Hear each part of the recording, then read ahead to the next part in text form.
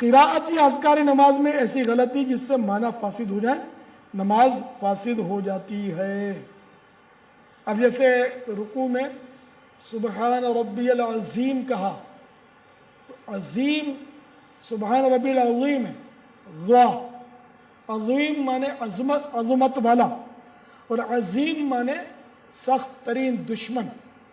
تو اگر سبحان ربی العظیم کہے گا تب تو ہے ہی سبحان ربی العظیم، اور اگر سبحان ربی العظیم کہے گا تو نماز ٹوٹ جائے گی کہ معنی فاسد ہو گئے۔ تو اس لیے یہ مخارج سیکھنا بہت ضروری ہے۔ واللہ تعالی اعلم ورسولہ اعلم عز وجل وصلی اللہ تعالی علیہ وآلہ وسلم صلو علی الحبیب صلی اللہ تعالی۔ پاپا یہاں ہم نے تو اقتداء امام کی ہے، تو مکبر کی غلطی پہ ہماری نماز کیوں ٹوٹ جائے گی؟ اس لیے کہ مکبر کی نماز ٹوٹ گئی، تو جب آپ مکبر نے اللہ اکبر اس طرح کے جہاں اسپیکر پر نماز نہیں ہوتی اور پبلک کو زیادہ ہونے پر جو تکبیر کہی جاتی ہے، بے شک سنت ہے، وہ مکبر اس طرح تکبیریں پہنچا، لیکن اگر مکبر نے غلطی کی اور اللہ اکبر کہا تو اس کی نماز ٹوٹ گئی، اور آپ نے اس کی نماز جس کی ٹوٹ گئی اس کی آواز پر اب انتقالات کیے دو، آپ کی بھی ٹوٹی۔ جیسے کہ اب کوئی کھڑا ہے اور وہ کہہ رہا ہے رکوع میں جاؤ، سجدے میں جاؤ، تو اس کی آواز پر بھی آپ اگر اس کے کہنے پر بھی کریں گے تو نماز ٹوٹ جائے گی۔ تو جو نماز میں نہیں ہے اس کی اطاعت، اس کی بات ماننے سے نماز ٹوٹ جائے گی، اس کے کہنے پر اقتداء نہیں ہو سکے گی۔ واللہ تعالی اعلم ورسولہ اعلم عز وجل وصلی اللہ تعالی علیہ وآلہ وسلم صلو علی الحبیب صلی اللہ تعالی علی محمد۔ میٹھے بابا جان، جن نمازیوں کی اس مکبر کی غلط تکبیر کہنے پر نماز فاسد ہوئی، ان کو کیسے معلوم ہوگا کہ ان کی نماز فاسد ہو گئی؟ ان کو مسئلے معلوم ہونے چاہیے، نہیں جانتا تو اس کو سیکھنے چاہیے، اس کو پتہ کیوں نہیں چلا۔ میں نے بارہا اعلانات کیے ہیں، جب مکبر غلط تکبیر کہتا ہے تو میں نے اعلان کیا کہ بھئی اس کی بھی ٹوٹی، اور جنہوں نے اس کی آواز پر انتقالات کیے ان سب کی ٹوٹی، دوبارہ پڑھ لو۔ کبھی سنے آپ نے اعلان؟ سنے نا؟ تو جب میں سب سے آگے ہوں، میں نے سن لیا اور مقتدی سارے میرے پیچھے، انہوں نے کیوں نہیں سمجھا اس بات کو؟ اس کا مطلب یہ مسائل نہیں جانتے، اور نماز کے وہ مسائل جن سے نماز درست ہو جاتی ہے یا نماز ٹوٹ جاتی ہے، یہ نماز کے مسائل جو ضروری ہیں ان کا سیکھنا فرض ہے۔ نہیں سیکھے گا تو ویسے ہی گناہ گار ہے، فاسق ہے، جس نے نماز کے فرض نہیں جانتا ہی۔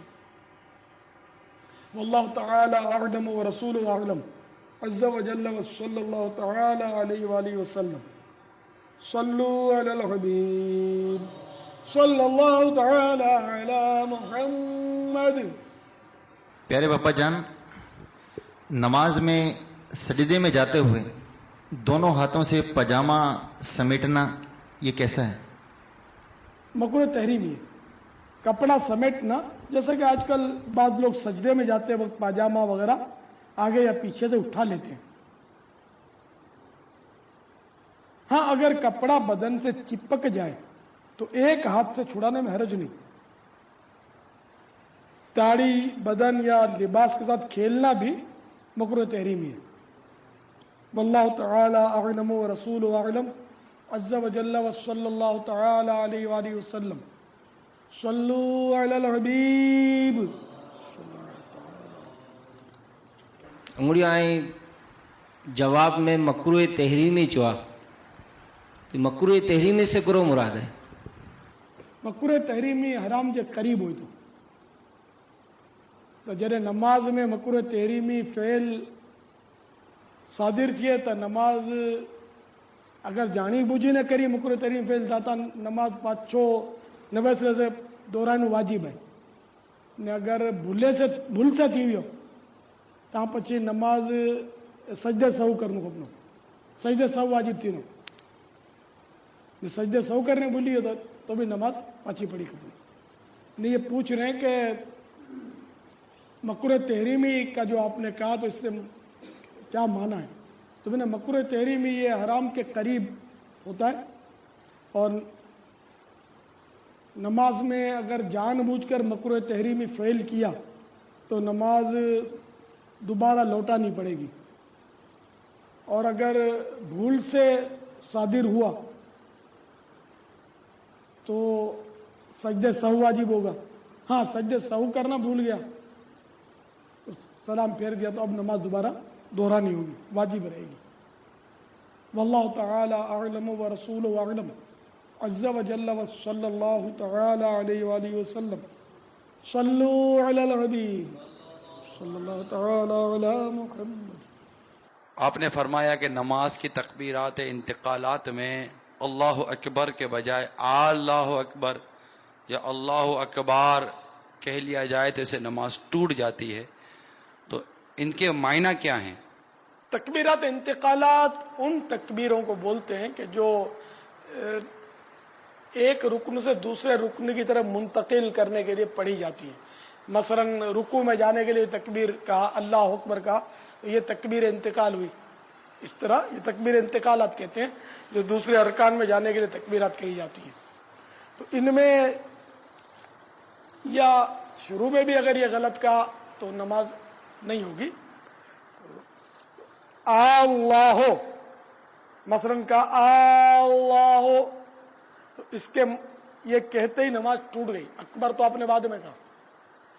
अल्लाह के माना है क्या अल्लाह है, माना बदल गया ना, फासिद हो गए। अल्लाह अकबर कहा तब भी माना फासिद हो गए, ठीक है ना।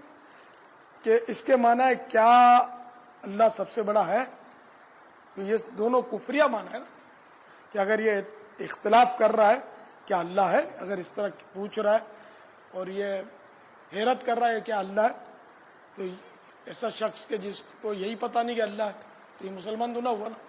तो अल्लाह अकबर के माना क्या अल्लाह सबसे बड़ा है। इसी तरह अकबार, अकबार अल्लाह अकबर, इस तरह ये मुकब्बिर बादुआत कह देते हैं, तो यहां भी माना फासिद होंगे, नमाज टूट जाएगी।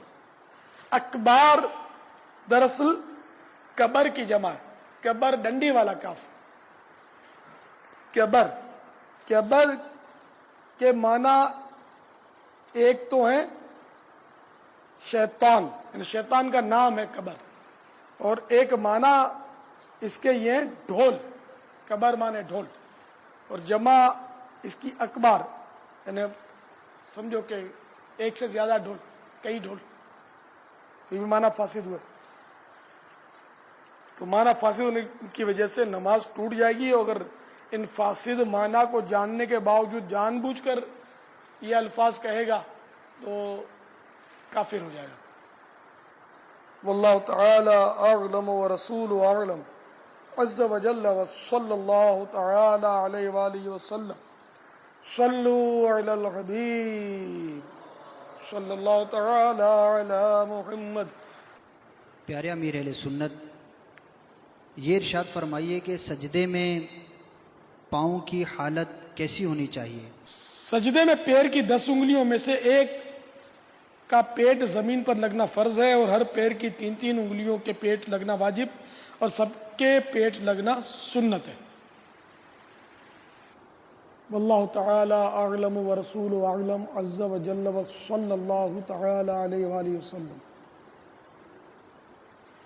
सल्लू अलल हबीब अला मुहम्मद।